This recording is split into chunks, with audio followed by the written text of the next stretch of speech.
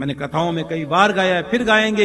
एक दिन रोओगे चीख पुकार के, माता पिता की सूरत निहार के मेरे बहन भाई, माता पिता की सूरत निहार कर रोओगे एक दिन। आज तुम्हें लगता है कि काश उस दिन माता पिता के लिए हम कुछ कर देते, ये कर देते, वो कर देते। जब तेरे पास समय था ना, तूने कुछ भी तूने नहीं किया। तू बड़ा अभागा रहा, तू बहुत अभागा रहा। तूने तेरे जीवन में माता पिता के लिए कुछ नहीं किया। अरे छोड़ मेरे भाई, छोड़ मेरी बहना, छोड़। उस समय तो कुछ न कर पाई, अब कर दे। क्योंकि भागवत तो दोनों स्थिति में मुक्त करती है ना, जीते जी और मरने के बाद। उस समय नहीं कर पाया, कोई बात, तेरा भाग जाने। अब तो सुधार ले उस गलती को। गलती पर गलती किए जा रहा है। तू नहीं करेगा तो तेरा बेटा तेरे लिए क्या करेगा?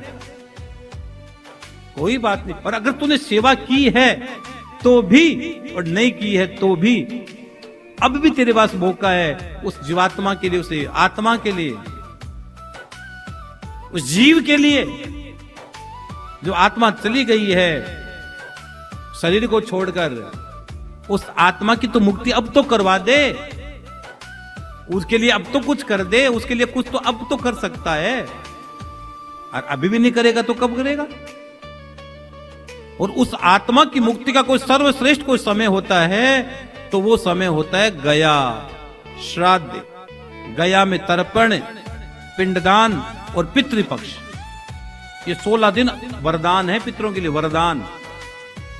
जैसे नवरात्रा मां भगवती की साधना के लिए वरदान है, शिव जी के इतने व्रत है, लेकिन महाशिवरात्रि का व्रत शिव की पूजा का वरदान है।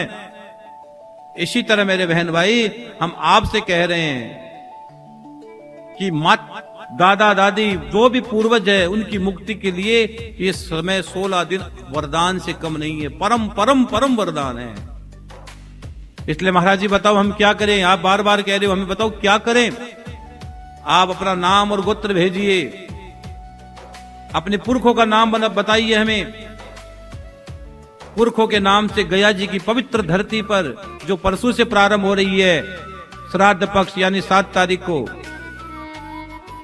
7 तारीख को, कल अनंत चतुर्दशी, परसों से श्राद्ध पूर्णिमा रहेगी। हाँ, कल परसों पूर्णिमा, तो पूर्णिमा का श्राद्ध प्रारंभ हो जाएगा और पूर्णिमा से सुबह हम आपको कथा सुनाने आ जाएंगे। तो गया जी के अंदर हम भागवत की पोथी करवा रहे हैं आपके पितरों के निमित्त।